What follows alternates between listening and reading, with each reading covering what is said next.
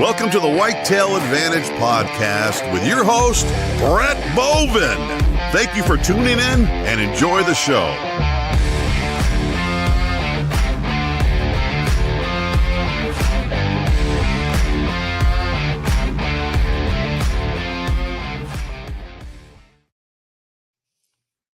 What is up, everybody? We are back. Yeah, it's been a good time off. Enjoy some time with the family. It's 2026. I've been doing this show now for a little bit. I feel like my name should be like right in here somewhere when it says host Brett Boven. Even if it's like parentheses, like, and John. You're right. I should. I'm gonna work. I'll work on that tonight.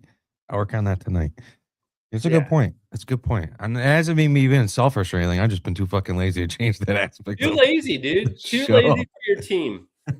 Hey, I'm a lazy piece of shit. No, before we start off into anything, it was funny. Yesterday night, I took the kids to the store and I was like, all right, we're gonna try and have a little party downstairs because I have a whole place for them and set up and whatnot. So I said, hey, guess what? We're going to go to the store. We're going to get some little snacks and some glow sticks and some flashlights. And we're going to have a party downstairs. We go to the store. We can't find the flashlights. Damn it. I still keep doing it. We couldn't find the glow sticks. So I told them, all right, we found some flashlights. Let's get some snacks. Everyone get their own little juice. And then outside of that, everyone can get one toy since we can't find the flashlights. And it's got to be like under $20. They're like, okay. So we got that. Came back. We're having a party downstairs. And she ends up telling me, and she goes, Daddy, because I bought them, my wife came up with the idea of tablets for them to like learn and shit and stuff like that. But they also have YouTube on it.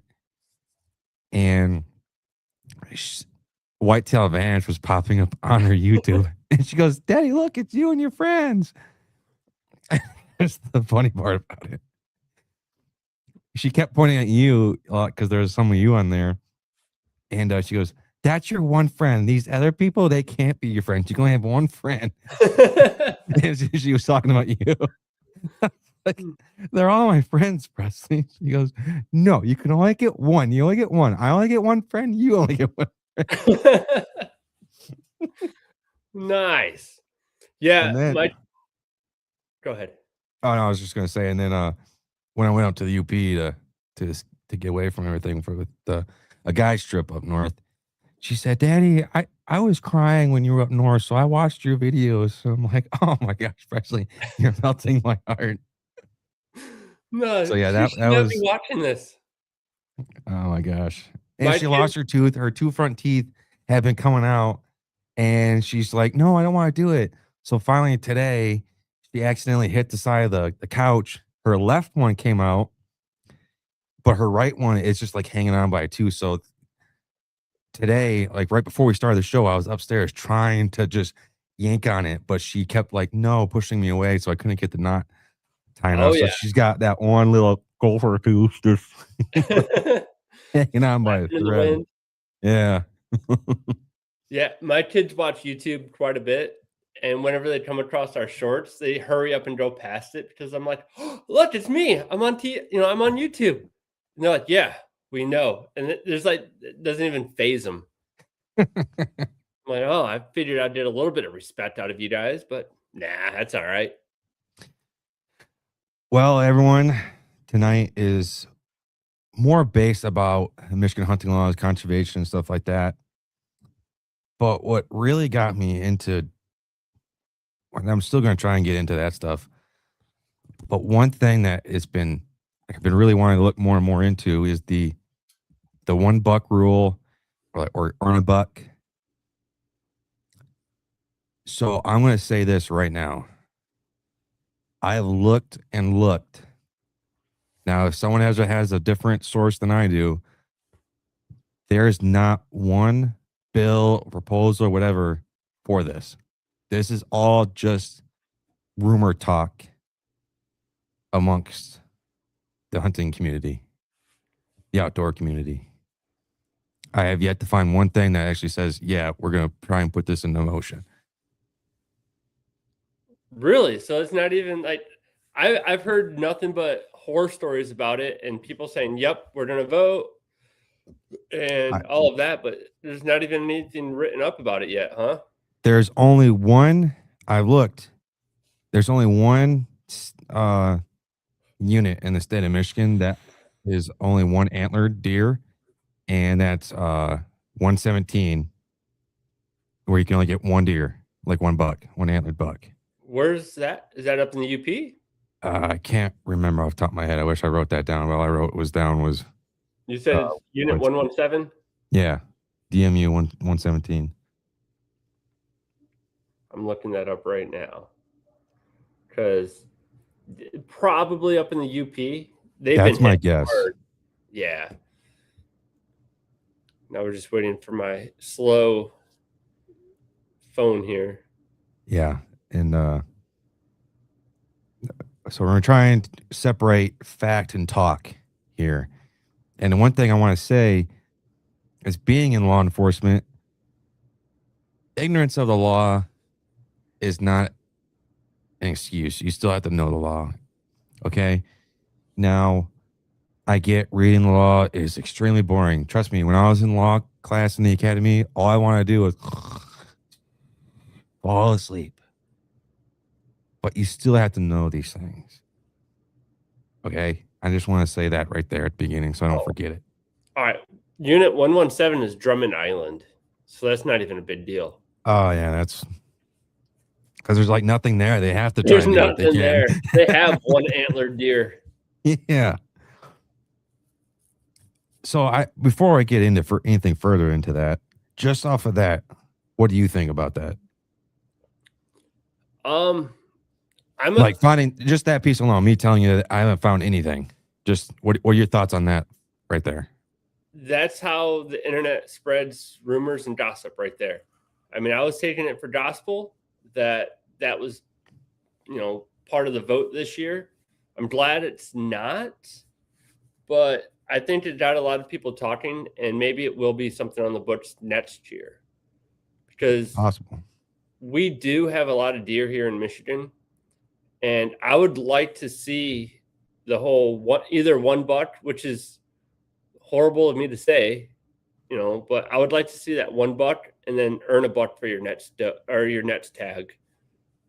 Shoot a buck, that's fine. Everyone can shoot one, but don't forget to shoot the does, which, I mean, driving this evening, I've probably seen 200 deer in an 8-mile stretch, and that's no joke. And nobody hunts does around here. I mean, I've taken my fair share of them, but here in Michigan, everyone hunts bucks, and once they get there too, they're done. Mm-hmm. And I think if we earned it, if we went to earn a buck, earn a buck where you get your first one free, then if you want that second, you have to shoot a doe. Yeah, yeah. That's something I would. Sorry. No, go ahead. You cut me off. No, I didn't mean to. You also got to remember this. I'm sorry. No, but I will say, I'm actually curious about people out there listening to the show. If they live in a state that is a one buck state or an earn a buck state. I believe Maryland's an earn a buck. I know Wisconsin is, right? You have to earn a buck out that one too. No, Wisconsin is one buck archery, one buck rifle. Oh, okay. I knew there was something one buck. Indiana, I believe, is a one buck state. We have Justin. Yeah, Justin said that they were one. Yeah, because he's a one buck state, and it sucks. Yeah. I mean, well, first off, before I get anything further, what makes just a one buck state suck? Like, what, in my opinion, you can go in a lot of different directions on that. I mean, just looking at one side of it is you're going to have a healthier buck age structure. So it's going to, like, if you're really trying to get out there and harvest the more mature buck, whitetail. Yeah, more mature whitetail, that'd be the route to go. I mean, I know a lot of people shoot the bucks because they're bigger and they obviously want more meat, but at that point, just go out there and shoot a bunch of does. I mean, heck, here in Michigan, we got such an overpopulation of does alone that they started giving out basically doe tags for like $5 in January. $5 for a doe tag from January 1st to the 29th or 30th. I can't remember. But yeah. But that's also urban archery only. And closest around here would be like Kent County, which is Grand Rapids area. And I mean, I've hunted up there before on public. It's not like the public around here by any means, but they should definitely, if they want to control the deer population, open that statewide. Just extend urban, or just make urban archery extended archery from January 1st to the 31st. Now, this kind of leads into the question for you, because I'm still trying to figure this out myself. Like the Liberty hunt, you're only allowed to harvest one antlered deer, but multiple antlerless deer. Yes. Now, does that also include, let's say, so since right now we have a 2-buck, you're only allowed to get one more buck then after that, right? That's it. Let's say that we did go to only 1 buck. You're only allowed to shoot that 1 buck. Let's say you get it during the Liberty hunt. You're done then. You are done buck hunting. Yeah. Huh. So that being said, 2 years ago, they opened it up where you could take more than one deer. So a lot of people that I knew, that hunt that Liberty weekend, they were going out for that. They were trying to get both their target bucks in that weekend so they could be done. And I mean, it's early season, so you have decent chances, but at the same time, like, yeah, you can definitely end the season on an early weekend hunt. There was a question here by... Yeah, I'm going to bring that up. How do you factor in the areas that hit with EHD? Mike, what do you mean? Like, how would you manage that? I'm assuming. So, like, a couple years ago, we were hit hard with EHD here. And it was I was hit in my area with bad. Yeah. It was a miracle to even see a deer. So I feel like if the DNR or whoever your forestry representative is that manages all their wildlife, they really need to start listening to the hunters and really getting that boots on the ground feedback and saying, hey, this area is hit hard with EHD. All right, so we'll adjust the numbers accordingly for that area. Or, here in Michigan, we got so many whitetail. Like, yeah, we can shoot 2 bucks. It's not a problem. But if they want more deer taken, let's do the whole shoot a buck, earn a buck.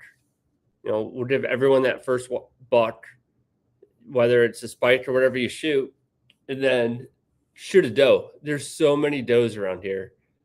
And this state is not making it any easier, especially by upping the prices to everything too. On top of the lower numbers, the declining numbers in hunters. Absolutely. Alone, it's like obviously you're going to lose hunters and then numbers going to go up. But I think with the EHD, since we got hit with it, you got hit with it hard last year. I got hit with it hard this year. And it's weird because we're only separated by maybe 10 miles. Yeah. 20 miles between our hunting locations. Yeah. I know from my house to your house is only like 11 miles or something like that.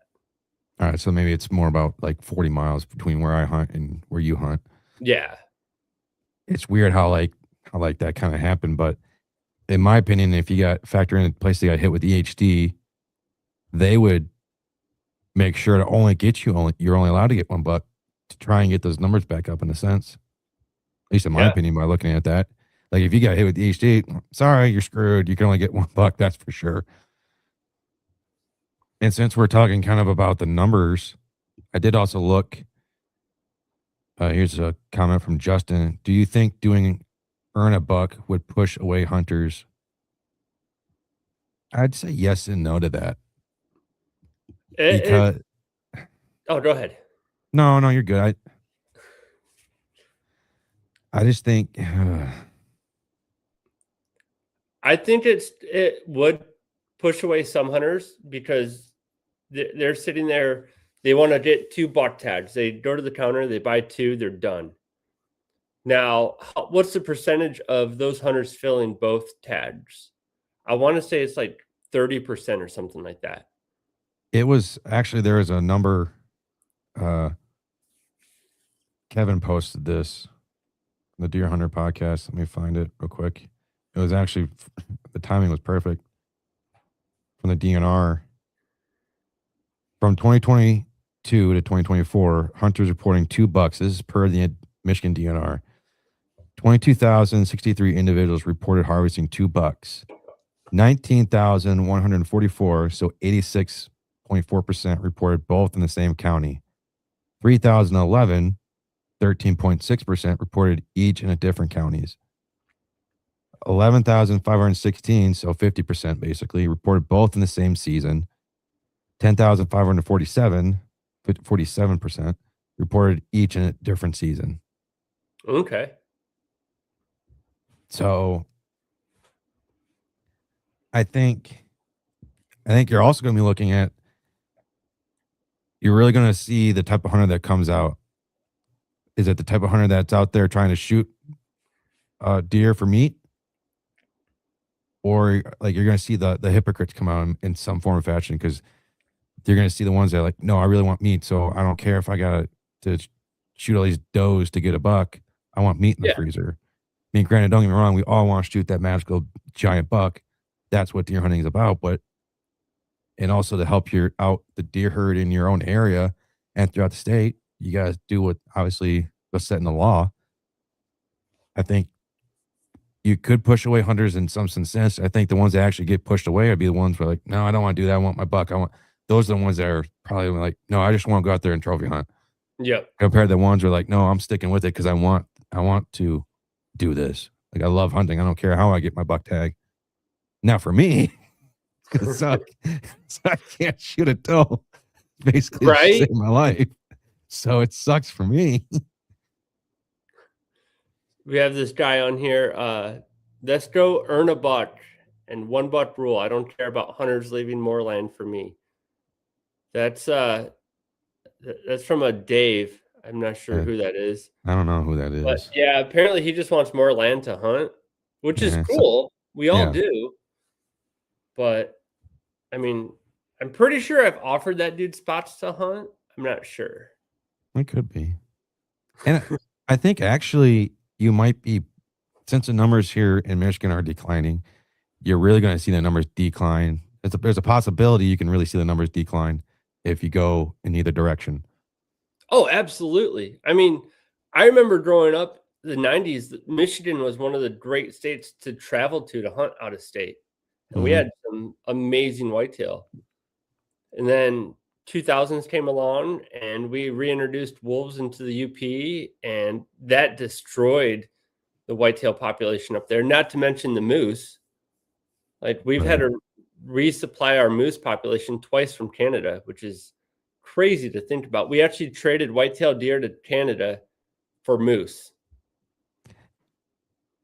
I'm actually going to say this because actually on the way home from my daughter's cheer event, my wife showed me this. She said, did you know that moose can dive like 20 feet or something like that for a period of time to eat stuff off the ground? I was like, no, there's no way. Like, I know they're buoyant, but I didn't realize they could dive.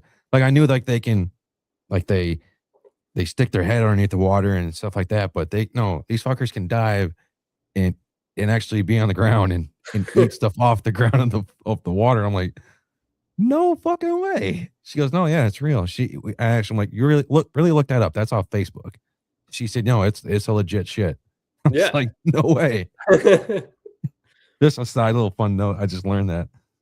Yeah, it's crazy to think about. Like, Michigan, we have whitetail, we have moose, we have elk. I mean, there's no season for moose up here yet. Elk season, I just heard rumor that they're trying to extend it and that we need to hunt more. That is true. I did find that out too when I was doing some of this research myself. Which I didn't dive deep into that, but I did see that is something that they're really trying to push for. I think it was like they're trying to extend the season to twice as long. Yes. So that would be nice. Now, if they offered twice as many tags, I think it was like, It's only like a ridiculously low number of licenses that they give out for an elk hunt. It's like 20 or 25 or something like that.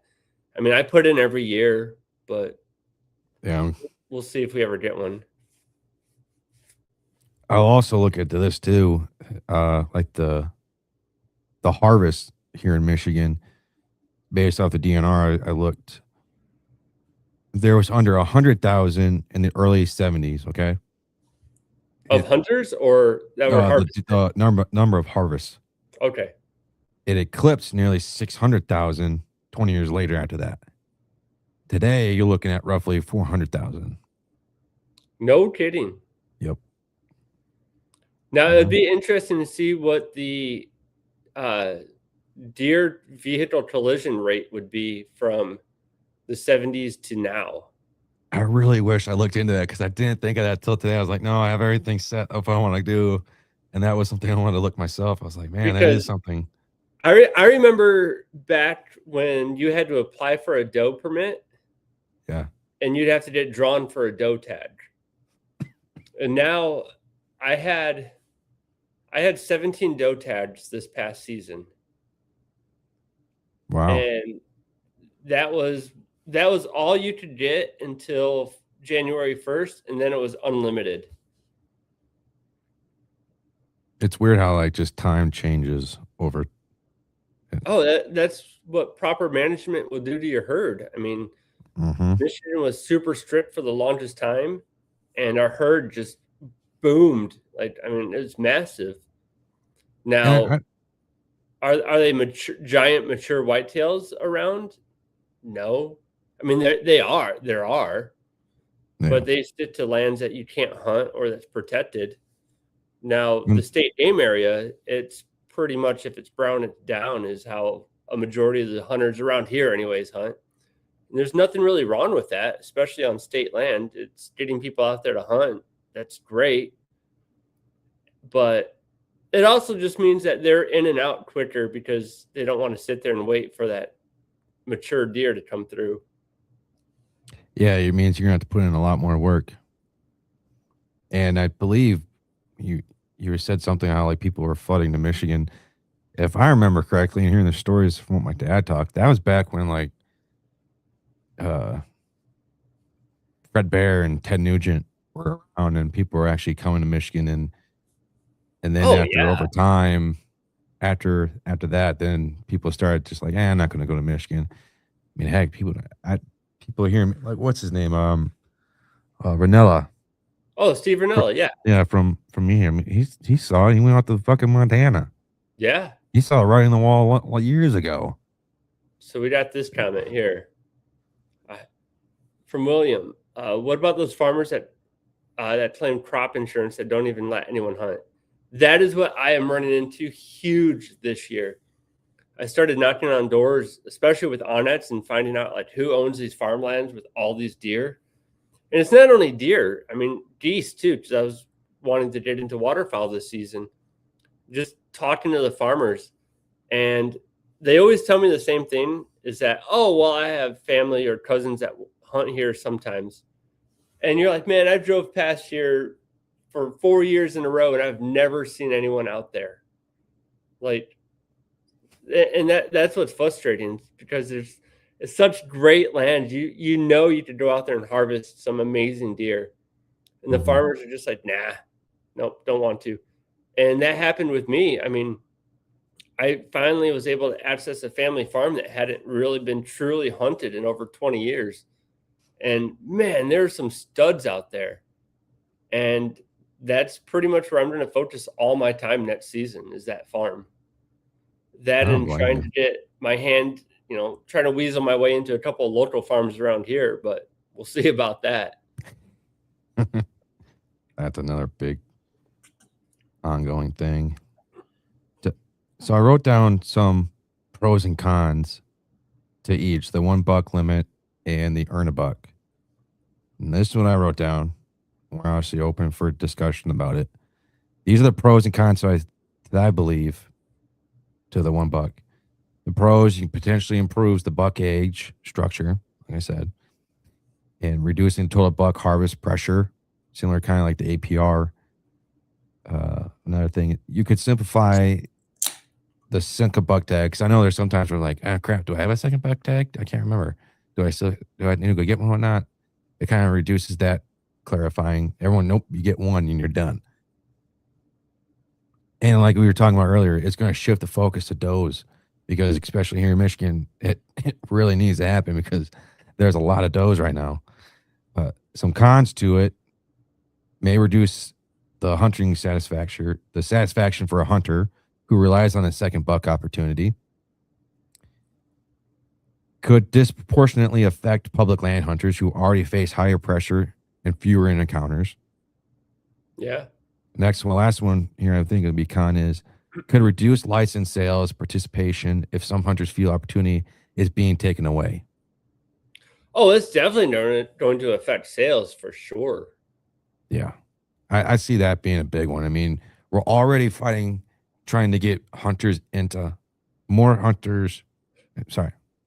We're already losing hunters aging out of hunting. Like they're kind of like they're getting old. They don't want to do it anymore. They're like, heck with them, done. And we can't replace them with the younger generation because of TikToks and stuff like that. They don't want to get out in the woods. Now, I know there's like some places where Michigan has actually been trying to do that. I know up in the UP, they're doing that. I know Grand Rapids, there's a couple places up there, but not to the extent of like I think they should be doing. I think they're just trying to find a way to, and I also think this kind of correlates into when, what's his name? Elon Musk was helping with Doge, and he found all the money that was going through the left side, the Democratic side, of how he would basically like, look at all this money that they are sending to all these stupid things that we're going through. That made it even worse to where they're trying to find ways to get money back into their own pockets. And I think those kind of go hand in hand. So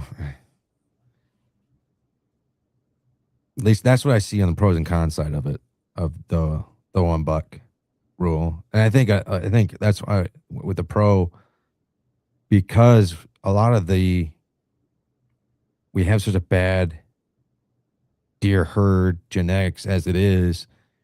In my opinion, I think that's a great thing to go about it. Because let's look at Illinois, for example. I believe they're a $1 tag, and yeah, they're a $1 tag, I believe. Yeah. Well, I know look what they're doing. Iowa is. Yeah. I mean, look at what they're doing. They're amazing. I think Michigan really needs to start looking to what other states are doing. At least get a blueprint from what. Let's just take a look at Illinois. Look at Illinois and talk to him. What are you guys doing well? How is your deer herd? Start from the basic of stuff and get a baseline of what they're doing. And how can you implement it into here to create a better herd? And then once they do that, do the same thing with their roads, because their roads are amazing and Michigan roads fucking suck. Oh, they're terrible. Just flat out terrible. Oh, winter and salt and this. No, it all sucks in the Midwest. Okay. Just here in Michigan, it sucks even more because they don't give a crap. Okay. Huh. Yeah. But no, I think with the whole, if we went to a $1 state, it would drive a lot of people. Like, we probably don't have a very high percentage of out-of-staters that come up here just to hunt whitetail. But yeah, it would definitely drop that down by a good percentage. And then go from 10 to like 5. Yeah. Yeah, exactly. Right. But then I also know a lot of people that would just be like, well, fine, I'll just buy one tag and I won't hunt anything else. They're not going to, they're either just going to be okay with one deer and that's it, or they're just not going to hunt anymore because they would only buy $1 tag before because they weren't super, passionate about hunting or whatever, But now those guys are going to be like, well, you know what? Prices have gone up. They've just priced me out of it. So I'm going to get out of hunting strictly because the price to hunt is just too much. I mean, look at, this is kind of like an off note about it, but it kind of goes what we're talking about price wise. Look at, I believe it was Idaho. They created a season to where you have to buy a tag or a license just to go out and shed hunt. Yes. Yep. Imagine how is that going to start implementing over the U.S. because they are trying to find ways to get more money into the system. Yeah. Oh, absolutely. Just like here. We used to be able to bait. Now we cannot because of the fear of EHD. But if you buy the license to bait, it's okay. Yeah. Which is completely crazy. It's just stupid. I mean, Ted Nugent said the best. What's the point of taking deer that already lick each other's assholes? They're already eating underneath an apple tree that's already there by Mother Earth. And we move those apples to 20 yards in front of my stand. Yeah. Oh, because they can't put a price on it. They can't find a way to monetize it. And they found a way that you have to in order to do that. Exactly. And this state anyways is really good at that. Oh, you want to bait? Pay this fee. Oh, you want to hunt deer? Pay this. Oh, by the way, we're going to jack up the price. I think it went up like $100 or something like that for the combo tag. Yeah, when I bought my combo tag, it was like $85. No kidding. I'm like, you've got to be kidding me. In my own state, I live here as a resident, and I have to pay nearly $100 just to get a combo tag. Yeah. I'm like, well, you can just get one along as you go. No, I'm not going to do that because you just never know out in the woods. I'd rather have it on me just in case because you just never know when that giant deer is going to come. You don't know when that giant doe that you want to shoot is going to come around the corner. Yeah, and I'm different than you. I don't have to pay for my licenses, so that's why I don't like to complain about the prices or I bring them up so much. Like I just don't pay for them. So that's why, like, first of the year, I buy all of my stuff. I buy my buck, my combo, and then I usually get 5 or 6 doe tags. Justin said in Indiana it's 90. Damn. So that's probably about right. Yeah, same as us. Yeah. It's crazy. Johnny did earn that. He got shot in the neck. Oh, god damn. I didn't bring that. But no, like, even like when I hunt out of state, like this year I was in Idaho for elk. Mm-hmm. And I went in and you have to pay. It's like to even get put in for the drawing, you have to pay $400 in base licenses before you even get drawn. And then if you don't get drawn, you still have the base licenses. Like they made $400 off of you. Now, if you get drawn, you have 1 hour to buy your tag. So when I got drawn, I ran out of that time because once you add it to your cart, you had 1 hour and it was still $1,000. So now I'm looking at $1,500 to go hunt an elk when you can find, like, Oregon, for instance, is over-the-counter tag under $600. I'll just keep doing that. I mean, hunting's already getting expensive, and if I can save $1,000 to hunt elk in a different state, I'll fly out there and do it.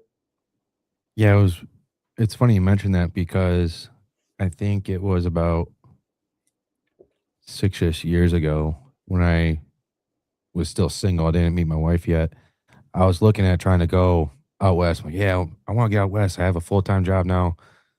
I can save up some money to go out west and hunt some elk and some deer and stuff like that. You're right. It costs you almost $1,000 just to enter the drawing. Yeah. For that. And that's not on top of the $1,000 for the tag itself. And then another $1,000 for there was something else. Like the license, and then you had to buy another $1,000 just for the tag. So there are two different things, a license and a tag. Now, if you're going to use a guide service to maximize your efforts, there's another $2,000, just that side of itself, maybe, or like an outfitter type of deal. You're looking at maybe $4,000 to $5,000, and that's not even including the way you're going to get out there, travel expenses out there, and then way back, and then top of hopefully you're fortunate enough to get the deer, you got to pay for the processing of that deer. Or the elk, whatever the case may be. Shipping of it back. And there's a huge logistics after that animal's on the ground. You have so much more involved. Like it's like you just spent, it's like you just spent $10,000 for one thing for for this deer. Now, if you guys are a first-time listener, this is not an episode for the wives or girlfriends to listen to. Yeah, no. Yeah, we don't really spend that much, but it can be expensive. Never has been for me. I mean, fuck, right? Yeah. I mean, let's go to the earn a buck. Yeah. I wrote some pros and cons to this.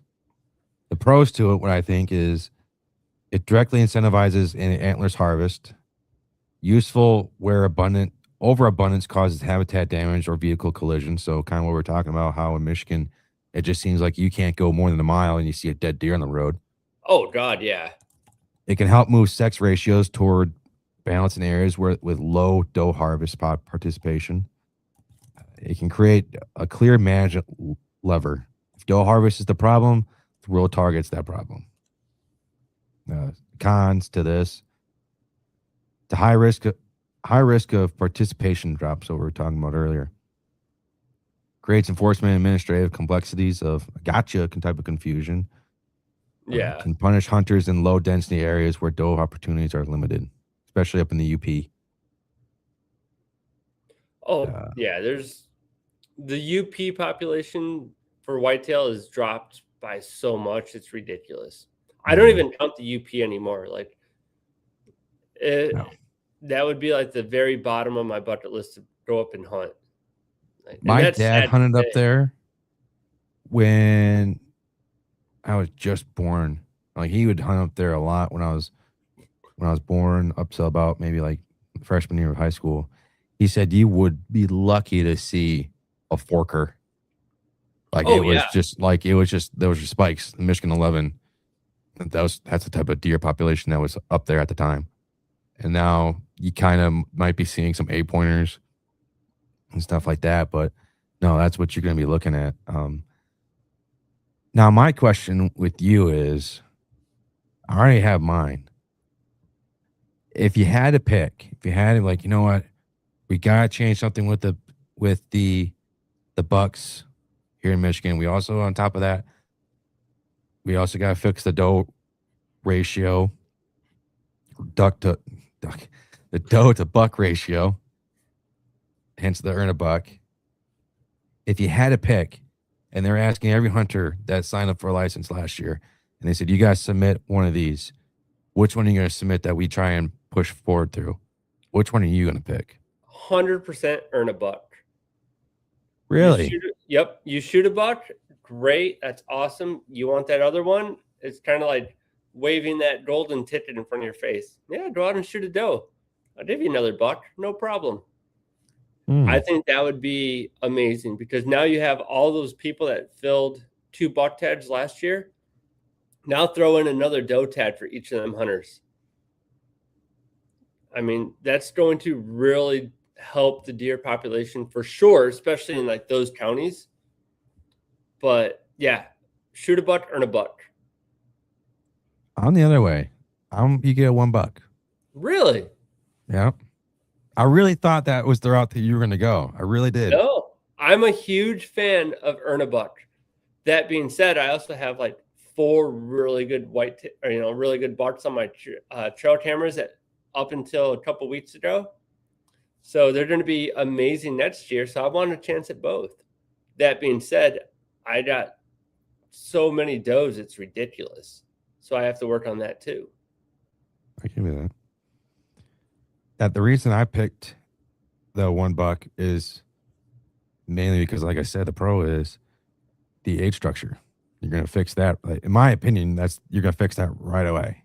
It's going to force a certain type of hunter, or force the hunter to really look deep kind of into themselves, like the trophy type of hunter, or the one out there that's shooting a buck to shoot for deer like for meat purposes. I mean, we're all trying to get meat purposes. Don't get me wrong. The bigger deer, obviously. But I think if you're really trying to help create a trophy aspect on your own property, I think $1 is going to do that, because it's going to force you to pick, well, which one of these bucks do I really want to go after? Do I really want to go after this really giant one, but the odds of me seeing him are going to be like really slim unless I'm really good after him and I really learned him that well. Or do I shoot this little two shit fuck that doesn't know his head from his ass, and I shoot this really small 7-pointer? So it's really going to put you in that position of like, all right, you got to pick. And I think obviously that's the reason why people are wanting to go to $1, because that's mainly the main thing I hear is that alone of itself why they want to go to $1. Yeah, it's. I wouldn't mind $1. That's great and all, but I think the shoot a buck, earn a buck tag would be great, and it would also help. Just like I said, control the doe population. We have so many damn does, it's ridiculous. But I know you're talking about bringing the age group of more mature bucks out. With $1 tag, what about those hunters out there where I live in an area where the hunters go out and will just shoot whatever moves. So that $1 they shoot, are they shooting all young bucks? Like they come out from November 15th to December 1st and just murder every 1, 2, and possibly 3-year-old buck. Like if they continuously do that year after year after year, you're not going to get any good mature deer. But that being said, it can also happen with shoot a buck, earn a buck. And go out there and kill 2-year-old bucks. I mean, it happens, especially where I'm at. It's just, you have those trophy hunters. That's great. I've shot a couple trophies, but that's just from dumb luck. If a little 6-point would have came out, it probably would have stuck him too. But I mostly do it for the meat. So, yeah, like would that bring more trophy hunters in? I don't know. Or would it drive people out of hunting? I don't know. Well, I know for the $1, I hear a lot of people say like it would ruin Michigan hunting, and I don't think it's going to ruin it. I think they're just trying to use it as a management tool, and it really focuses on trying to improve the herd, improve the deer genetics that we have here in Michigan. And they're trying to do it without reducing the hunting the participation of it. It's you're people out there.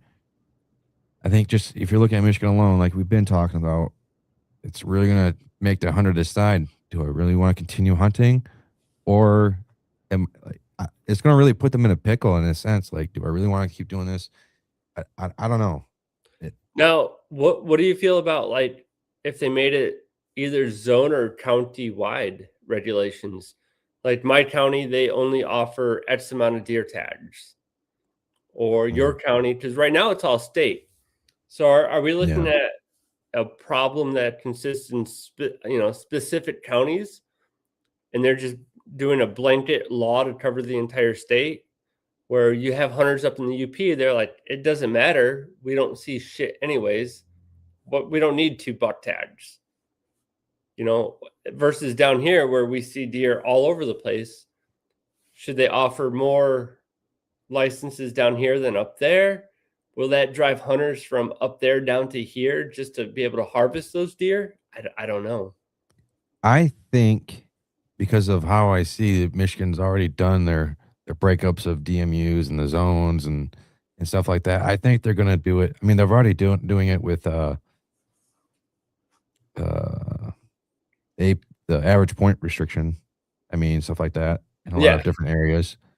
So I think they're going to do it more county-based, zone-based type of areas. I think they're going to really try and do that. Southwest Michigan, Southeast Michigan, and break it up into like those type of quadrants and stuff like that.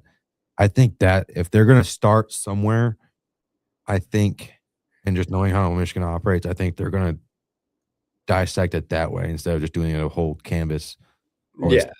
That's how I think if they're going to really do this, that's how they're going to do it first. That's how they should, anyway. Yeah, I think they should do too. Yeah, I agree with you.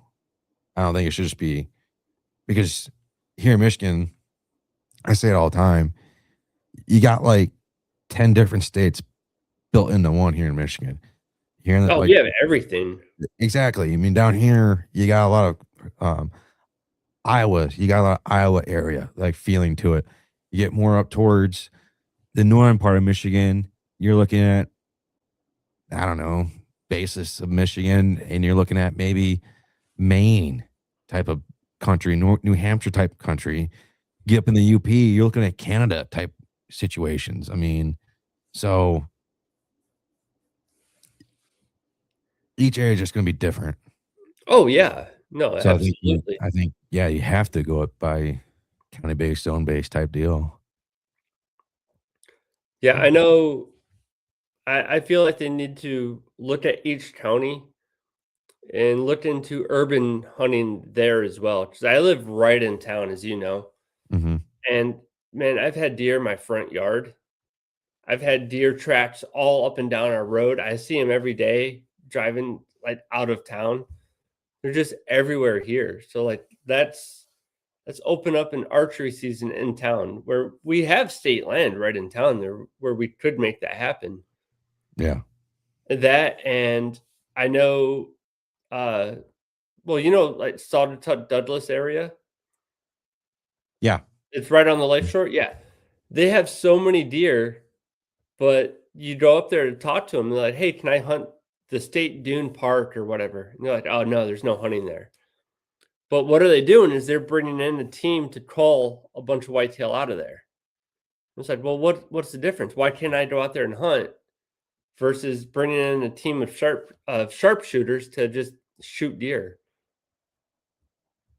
Like it's they really need to open it up to hunters to give them the opportunity to go out there and shoot that deer. How Or long have they been doing like this? Dude, I they swear, every just time started. I look into the camera and I see it, I feel like a fatty. Just like, look at my, like I'm not. Fair. Well, I'm still new to learning that information out of sharpshooters coming out and hunting that type of way. Like, how long have they really been doing that? They Southern Douglas area, they're doing that this year. Uh-huh. But I know like South Haven Airport has one of them that I go do out know there that. Yeah. call deer. We have one in town. I mean, I'm 2 miles from the airport here in town, and there's always deer out there. And they have their own person go out there and call them. But if they would open it up to hunters out there, even like if you have to get drawn to hunt that area, I'd put in for that all day. Not only is it going to give me a chance to hunt a new area, but it's also going to save the city money from not having to hire these guys to go out there and shoot the deer for them. Right. So, I mean, it should be a win-win, but just like asking farmers to hunt because they're getting so much crop damage, it's a giant no 99% of the time. And I'm curious on that. Maybe it's just because they don't want strangers coming on their property. I don't know. I'm curious to really like, hey, just to ask, like, hey, can I get your honest feedback on why you say like yes to not letting people hunt on your property or no? Well, I've noticed like I have buddies that would go and ask, like, I'll ask a property owner, "Hey, you mind if I hunt this area?" Or, I won't come to them like that.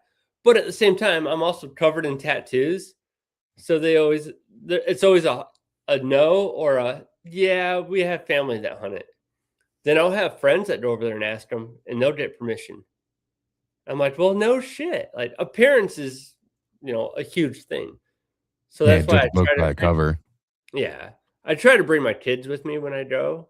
I mean, they don't Yeah. like to hunt.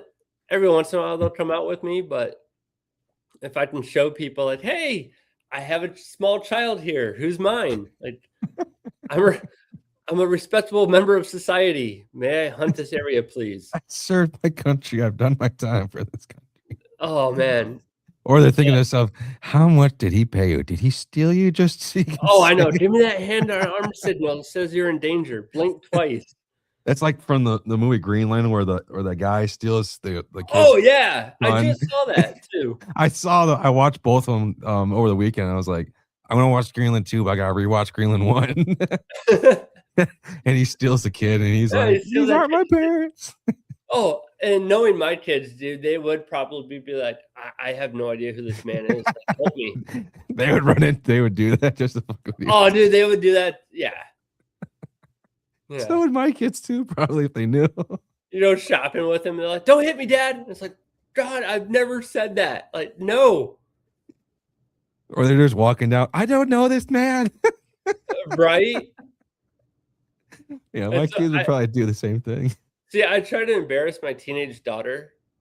Like, I'll go to hold her hand, like in stores and stuff. I'm like, come here, like, you've got to hold my hand.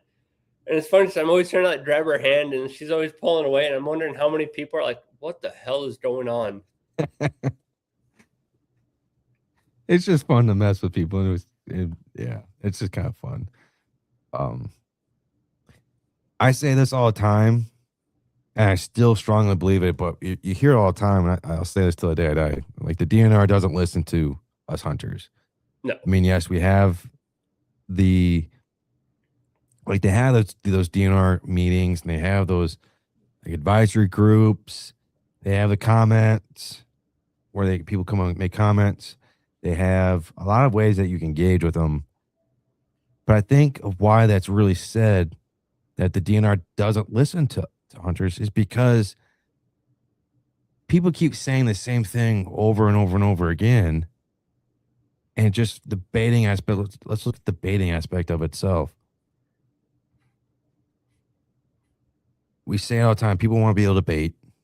Now, if you want bait, don't want bait, whatever, you should at least still, in my opinion, have the option to do it. Oh, yeah, I agree with that. And for them to say, no, you can't do it. Like yes, we still have a lot of deer numbers out there. There's a lot of deer out there in the state of Michigan, but it's still hard to hunt. Don't get me wrong. It's not like we have so many deer out there where we can just go out there. Oh, I'll shoot this deer. I'll shoot that there. Bam, bam, bam. No, it's still hunting. It's still freaking hard. I don't care how you look at it. And so being able to be able to bait and have that option to bait helps you as a hunter. It's an option. It's a tool to use to put in your tactical toolbox. Now, for me personally, I don't, because it's not my style of hunting. It's not how I like to do my hunting. But I think everyone should have the option to do it, though. Like we were saying earlier, they didn't find a way to monetize. Now, that's just maybe us finding a way to put a reasoning behind it. But I strongly believe in that. Yes, I do really strongly believe that they couldn't find a way to monetize it. It's because hunters say the same, and we're all saying pretty much the same thing, but they don't take aspects to try and fix the problem. Nope. And I think when I say the $1 tag, the earn a buck tag, is something's been talking about for a long period of time. They just don't want to do it because they feel like since the numbers are already declining as it is, they're already losing money. They don't want to run the risk of losing more. Now, in my opinion, things have to change. It's going to be rougher at the start, but you got to use a term, you got to rip that Band-Aid off eventually at one point. Just do it now. And what's wrong with trying something out? Now, you're not going to be able to try it out for 1 year. You got to at least do it for 5 years to get a good baseline of a pattern type of deal. What's wrong with coming out and saying, you know what, hey, we're going to try this for 5 years and we're just going to see how it goes. We're going to do this for 5 years. We're going to do this for 7 years. And then if that doesn't work, we're going to revert back to what we've been doing. I don't see the problem in doing that. So, no, not at all. Now, will they? I have no idea. Like, I've talked to a lot of DNR officers, especially calling on spots to hunt. If it was in a questionable spot that I wasn't, OnX says I can hunt it. The DNR says it might be able to be hunted. I'll call them up. And every single person I've spoken to has been super helpful, guided me in the right direction. If I couldn't hunt this area, I would joke around and be like, well, where would you hunt? Where can I hunt where the big deer are? And they laugh for a minute, but they'll tell you where to hunt. But that's also the guy who's there 9 to 5 working, who is so far removed from Lansing and all the BS there. Like the guys that work for the DNR, the boots on the ground guys, the guys who are putting in the hours, they're the ones that are helpful. They, I'm sure, pass on their information up to their higher. And then once it gets into that bureaucratical BS, like it loses all momentum right there. Mm-hmm. It's the people that run the office that are so far disconnected from hunting and fishing that is just numbers and money to them. That's all they worry about. Yeah. Yeah, I agree with that. Yeah, they don't look at, I think they sit up there with their degrees and they think, or they're in that position to think, oh, I know this, it doesn't work money wise and the numbers wise don't work, or this and that, I'm better than you. I don't like, they really should start listening to more or try to find ways to really work with hunters. Yeah, just listen to the guys out there hunting. Mm-hmm. Listen to what they have to say and don't just take it with a grain of salt. Like, actually listen to what they're saying in that specific area. If one area is getting hit hard with EHD and the hunters are reporting more numbers than what the DNR is, what they're recording, go on the heavier side and listen to the hunters. They're the ones out there all the time. I mean, I don't know how large the DNR is, how many men we have per county, but I guarantee you there's more hunters than there are DNR officers. Listen to the hunters. Like, let them give their 2 cents. Take it over, take their word over your DNR officer rep that's coming out there talking to a handful of people, if any. Now they try to at least put 2 DNR officers per county. Now they don't have the staffing to do that, so really it's only like 1. Yeah. But that's not including like your brass and stuff like that. I'm talking about you're working boots on the ground, low level. I don't want to say low level, but you're run and gun DNR officer. Yeah. You got like 1 a county. And get that, yeah. And I think I know I've talked to people like, well, how come we can't just let the hunters decide the harvest numbers or the rule, stuff like that? I think you're really pushing it when you try to let the hunters do it. I mean, we're trying to get things done, but we also need rules set in place, and that's why Michigan is there. The DNR is there because everything's got a balance, the opportunity wise, the conservation side of everything, the long-term sustainability of everything. So you can't just go out there, oh, I see all these deer out there, so I'm going to shoot 10. So, I mean, don't get me wrong. I don't know. Yeah. Yeah, no, it's until Michigan does something to change all of this, it's not going to help here. No. It's just not. So we kind of ran the entire show on this. I mean, we are talking about hunting laws and conservation stuff like that, but I do want to kind of like, just like the last little bit of part of the show is what, maybe I'm thinking about just saving it for another show of actually talking about laws, but I'm kind of curious on what makes people not so law knowledgeable about their own state. How hard it is to understand it. So, like, for instance, when I was hunting out of state, I was able to buy all my licenses on my phone, which was great. I had my, my tag on my phone, but looking up on how to process that tag was just, you couldn't do it on the app. You had to do it on the website, but the app wouldn't link to the website. Like, there's all sorts of, like, you have to jump through hoops, and then you only have like 24 hours, right?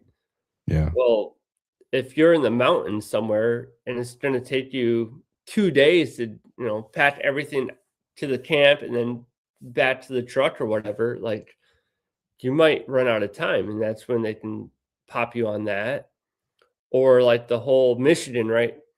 I buy all my licenses and I have them all on my phone, all on my app, and they make it super easy. Like, I shoot a deer from the tree stand, I can just pull up that app. I'm registering a deer. It says what county, what were the points, was it antlerless? And then you just hit submit and you're done.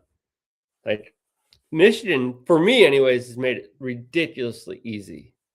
Mhm. And then once you process it, they'll send you back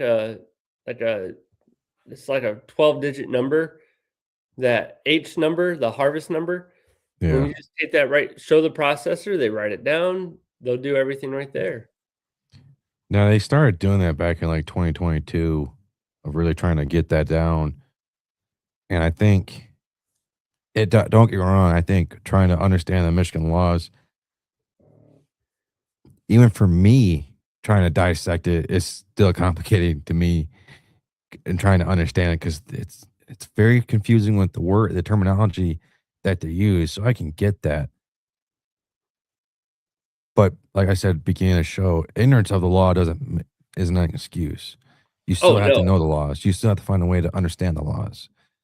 And that's one thing with our show is I'm going to do my best to break laws down and to help everyone wherever they're from to understand them the best that we can. And because I feel like I have the ability to do that. And I think I still get pissed by us having to harvest ours. We get like 24 hours to do it. I think it's Yeah. stupid because let's say I'm a hunter and I don't have a cell phone or I don't have Wi-Fi. I'm out here in the boondocks of bumfuck nowhere.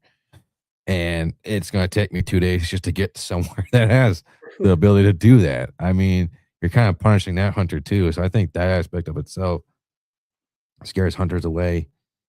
I know there's some laws out there that can be confusing, but I did want this show to be law based. But I was like, you know what? Kind of do a little bit of both. I know that's something that's been really talked about of the $1 and the earn a buck tag. And I wanted to squash that because I really wanted to start really looking into that myself. And I come to realize there is nothing out there. This is all rumor, guys. Man, I There's never knew nothing. that. Yeah. There's not. Now, someone might have a different source than me, but I've checked out like 6 different ones. I went through Michigan's DNR website. Like I scoured that entire thing. I scoured through other sources through the state of Michigan. Nothing. This is all just talk at the moment. Now there might be some underground thing that I'm unaware of, but at this moment, from right now, there's nothing that I can find that there's a bill or a proposal or a petition or anything out there right now. And that shocked me because everyone's like, Yeah. "Oh, they're gonna vote on it." Like everyone was like, "It's gonna happen." I'm like, "Okay, let's really look into this." And to come to find out, there's nothing there. There's It's just absolutely nothing. nothing, dude. Nothing. So ease your maybe hearts, however you may be with that news with you here in Michigan. Take it for what it is. Maybe our podcast can change that. Maybe someone from the DNR is listening and they're like, oh shit, maybe we should listen to these guys, you know? Yeah. But someone from the DNR listening to this show, yeah, that would be horrible. Yeah, that would just be a downfall of the I don't know. But we'll have more shows law based wise, stuff like that. And I'll try not to make it where law 24/7B. We need to have Law and Order intro play on those episodes. I have that actually too. I have a sound piece for Law and Order. Dude. So I gotta find a way to upload it into the system to do that because it's like dun dun dun Law and Order. Deep Woods edition. Yeah, so we'll make it entertaining so you're not like wanting to fall asleep. I know you want to fall asleep anyway watching the show, but at least just turn it on to help the numbers for us. We appreciate it. So and maybe we should create a Patreon where like after the law abiding shows, we can host an event where we will teach you how to go around those laws. Yeah, like loopholes. Yeah. Because with your law enforcement background, mm-hmm. we should be able to come up with that. So look for us on Patreon coming soon. I mean, heck, look at with Ocean Gate. They didn't want to call their people passengers. They wanted to call them mission specialists. That's right. That was their loophole. Get around paying customers at the moment. So yeah, we'll find some ways. Yeah. But with that being said, I want to ask you one question Oh, you already asked the question of earn a buck or $1. You already mentioned that. I'm straight up earn a buck. Do you want? Let me ask you this. End it this way. Do you think we should go to one of those or keep the way that we've been doing things? We need to go to one of those. I do think something needs to change. I don't want to see $1, but I would like to see earn a buck. I want more people to shoot does than what has been. I think earn a buck would be a good way to start things. Oh, absolutely. I think maybe it's a earn a buck, and then you work your way up to a $1 maybe. Yeah. I think they're both great, and I think, yeah, I agree with you. I think earn a buck would probably be the best route to start things. At least that's absolutely. Yeah. But with that being said, kind of wrapping up for tonight's show. I hope everyone kind of enjoyed it. No, at least I did. I've been looking forward to this. One thing I will like to point out, Mysteries in the Timber show. They're going to come up on Tuesday. This Tuesday.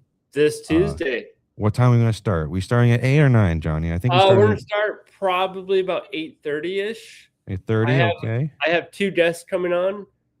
Ooh. And yeah, we are going to go over UFO, UAP disclosure, and possibly a couple Bigfoot sightings.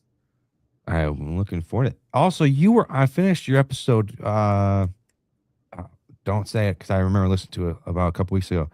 Inquiries of the Wild or Inquiries of something. Yes. It was Inquiries of something, and you were a guest on it. I really liked that show. What were you on? That was on Shane's show. So, Inquiries of the Mysteries. Yeah. I believe is what it was. Yep. I was on there. And then I also did a show last week that's coming out. Should be coming out next week. On the Cryptid Cruise podcast, which is on YouTube. But I'll be posting about that once that it's released. Awesome. But with that being said, a couple shows coming up.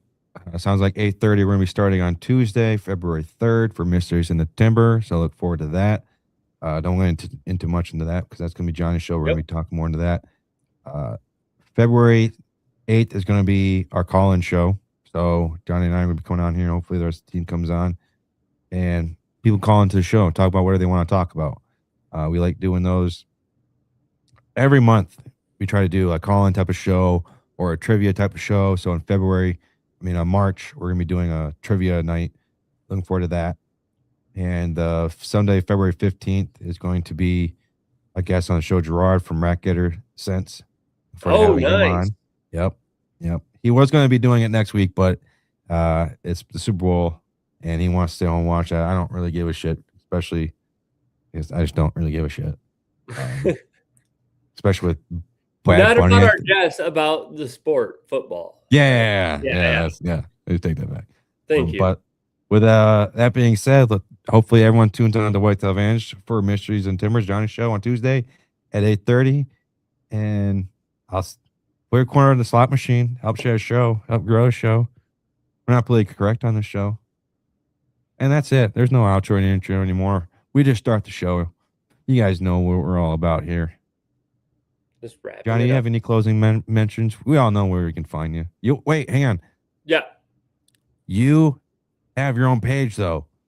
Yes, I do. People need to start. Before we close out with that, I want people to actually really look into Johnny's. He's got 2 new pages, actually. He should. I know one for sure. I don't know about the growing second one yet. No. Talk more into those. So, go ahead and join me over on Mysteries in the Timber on Instagram. That's where I'm posting a lot of my content for that paranormal cryptid podcast. And then also coming up probably next week is what we're aiming for. My daughter started a fishing lure company called Next Gen Lures. So that's going to be released. I'm hoping next week. We spent all weekend pouring molds and making lures. You guys should see the work that they've been putting into. This is something that they're putting a lot of work into. Yeah, it's been pretty wild, and it's fun. She came up to me 2 weeks ago and was like, "Dad, I know she's 13, and she's like, I know I should be working soon, but I don't want to work with people because they're stupid. What can I do?" I love And your we kids right sat now. down and like, I was like, well, Hannah, what do you want to do? And I'm like, you're always fishing. I'm always buying you lures. She's like, can we make our own? And we did a deep dive and she learned all how to do it and everything like that. And we made our first batch and they're amazing. So yeah, I'm really looking forward to that one. Pretty excited for that. Awesome, man. That's awesome. Because people are stupid. I love your daughter. That sentence alone. Oh, that was priceless when she said that. If my kid said that to me, I said, you have me sold. What do you want me to do? Yeah, and I told her like the whole business side of it is my name on everything, but I'm like, you're doing it all. And she's like, fine. Mm-hmm. She's up there making lures and doing everything, and so it's pretty fun. Well, maybe we'll have to have her on, and we'll have our own little fishing show. There we go. She would talk all about fishing all day. Awesome, because I don't know. I love to fish, but I don't know the first thing really about fishing. Or really, I'm right there with you. That. She teaches me, that's for sure. Well, everyone, hope you have a great rest of your night. I'm gonna be signing off. You won't be seeing me anymore on Tuesdays because we do the Frank and Squatch show and the Mysteries on the Timber show. Yeah. Anyways, all right. A long outro. All right. We'll see everyone next time. Later.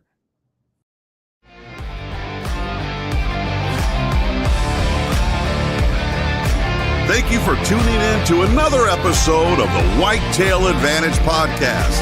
We hope you enjoyed the show, and we will see you next time.